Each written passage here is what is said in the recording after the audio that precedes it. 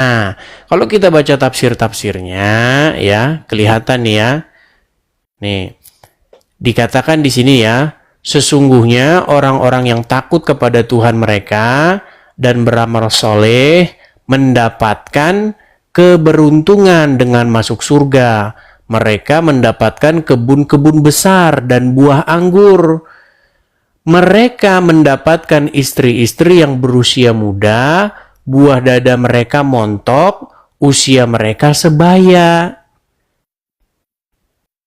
Ya kan? Dan mereka punya gelas-gelas penuh dengan komer. Tuh, mereka minum-minum komer bersama dengan perempuan-perempuan yang buah dadahnya masih kencang. Saya tidak fitnah loh, Irma. Betul tidak? Ini dari Quran loh. Betul. Nah, berarti memang benar bahwa memang nanti di surga itu dapat buah kebun-kebun anggur dan buah-buah anggur dan juga mendapat gadis-gadis yang remaja yang payudaranya besar. Jadi saya tidak fitnah. Ini tafsir-tafsirnya. Iya, benar Bang Edis, tidak fitnah. Tapi kan Bang Edis tahu kan, kayak kita hidup di dunia ini kan bukan kita yang orang tua saja yang mati. Kadang kita itu masih bujangan kan, masih dia itu masih beranjak dewasa, tiba-tiba umurnya nggak panjang. Tapi dia soleh Bang Edis di dunia. Nah, sebab itu di sana dia itu nanti kan kita kalau sudah di akhirat itu kita tidak ada yang tua, yang muda, bayi, enggak ada Bang Edis. Kita itu semuanya seumuran, yaitu di antara 32 tahun ataupun 33 tahun. Nah, kayak misalkan ada saudara kita masih bujangan, dia meninggal Bang Edis, dia belum pernah menikah. Nah, di sana dia itu meminta kepada Allah kayak, ya Allah dulu saya masih muda tapi saya sudah mati, saya belum merasakan punya istri, punya anak. Nah, di situ Allah itu memberikan apa yang dia mau sebagai balasan dia soleh waktu di dunia Bang Edis. Begitu, tidak di semua itu diratakan. Karena saya tahu Irma, di akhirat itu tidak ada yang namanya bayi, anak kecil, semuanya itu setara yaitu. Bukan. Yang kita bahas bukan itu, Irma. Tadi kan kita kan membahas mengenai bahwa di surga itu dia memecah perawan, artinya berhubungan seksual, betul? Ya. Nah, di sini kan jelas dikatakan bahwa mereka akan diberi gadis-gadis yang payudaranya montok. Bahkan di sini ada kata-kata payudaranya montok loh. Kalau sudah ngomong payudaranya montok, masa payudaranya montok mau buat ganjel tiang listrik kan nggak mungkin. Ya, iya, Irma ngerti Bang Edis, Irma paham yang Bang Edis tunjukin itu. Tapi itu kan bukan untuk semuanya. Kayak misalnya ya Bang Edis, kalau kita sudah menikah ya di dunia kita sudah punya istri, punya suami, ya yang menjadi pendamping kita di akhirat itu adalah pasangan kita. Itu berbeda lagi dengan kayak gadis yang masih di dunia tapi dia umurnya tidak panjang. Itu kayak bujangan yang di dunia dia umurnya tidak panjang, itu baru Bang Edis. Nah, begini Irma. Kita itu harus membedakan harapan dengan kenyataan.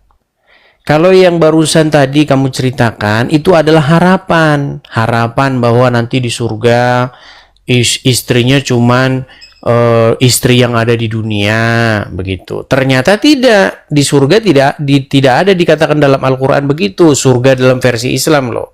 Surga dalam versi Islam itu memang dikatakan bahwa satu laki-laki itu nanti akan didampingi oleh 72 bidadari, begitu. Dan dikatakan bahwa mereka itu berpayudara yang besar. Maksudnya begini Irma, itu bukanlah fitnah, begitu. Dan ketika kamu dulu dengar seperti itu, dulu kamu merasa, ih kok begini ya surga saya. Dulu kamu begitu loh. Hampir saja dulu kamu itu. Bang Edis dulu kan Irma itu nggak paham tentang agama dan Irma nggak pernah belajar Bang Edis. Jadi ya Irma seneng sih berteman sama Bang Edis. Karena apa? Karena Bang Edis ini membuat Irma tuh paham tentang agama. Dari yang tadinya tidak tahu, Irma menjadi tahu. Dari yang Irma tadinya tidak mau belajar, Irma mau belajar. Ya baiklah, saya juga tidak memaksa. Saya kan hanya menyampaikan, cuman dulu dulu kamunya percaya, dulu kamunya sudah hampir-hampir. Saya tidak tahu apa yang menyebabkan kamu jadi ya seperti itu. Ya mungkin itu perlu berjalannya waktu lah. Seperti itu. Iya, betul Bang Edis. Yang kalau menurut saya ini saran saja ya. Namanya diskusi-diskusi seperti ini itu memang banyak orang-orang yang suka memancing amarah. Seperti itu. Terus Ya kalau belajar Bang untuk Edis itu, mengendalikan Bang Edis diri kan ya gitu. biasa kayak dapat hujatan, hinaan. Terus Bang Edis kok kayak orangnya bodoh aja. Gimana cara Bang Edis untuk menerima itu? Ya kalau itu nanti kursus dulu sama saya. Kayak gini, biasanya orang-orang seperti itu nanti kamu jadi mirip seperti itu Rudi Iskariot. Kemarin dia marah-marah tuh. Saya tahu penyebab dia marah-marah apa. Penyebab dia marah-marah biasanya dia itu habis diserang netizen. Iya. Biasanya mungkin kalau habis dia debat dengan saya, dia menerima mungkin 500 sampai 1000 pesan yang isinya memaki-maki dia, makanya dia ngamuk-ngamuk gitu. Iya, iya Bang Edis, Irma juga kayak gitu. Kata Irma, kenapa orang nih ya, apa sih, kalau misalkan Irma mau belajar mendalami Islam, kenapa mereka malah menghujat Irma gitu? Mengapa mereka itu selalu menghina, nggak mau kayak bersabar lah. Irma ini kan lagi belajar gitu, seharusnya kan kayak diajarin juga. Ini kok malah dia dicaci maki gitu, giliran Irma caci maki balik, itu Irma dibilangnya penghujat Bang Edis. Ya, belajar bersabarlah. Oke, hanya itu Irma.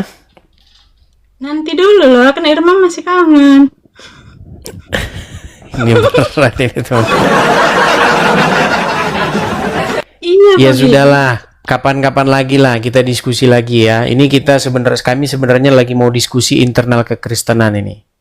Enggak lah, Seperti katanya itu. tadi Bang Edis mau ngobrol-ngobrol santai aja, makanya Irma naik lah mau ngobrol juga. Iya, maksudnya Tanya mau Bang Edis ngobrol-ngobrol puasa santai. enggak? Oke, mungkin kamu ada pertanyaan tentang Kristen, silakan. Irma mau bertanya tentang Kristen. Mm-mm. Irma mau Atau bertanya. gimana? Yang saya Yesus pengen itu tahu ini begini, yang gini, Edis. ini coba kamu jawab jujur Irma. Yang saya pengen tahu ini, apakah kamu ini berniat untuk meninggalkan agama Islam lalu masuk Kristen atau bagaimana gitu? Irma ini lagi belajar loh. Lagi belajar.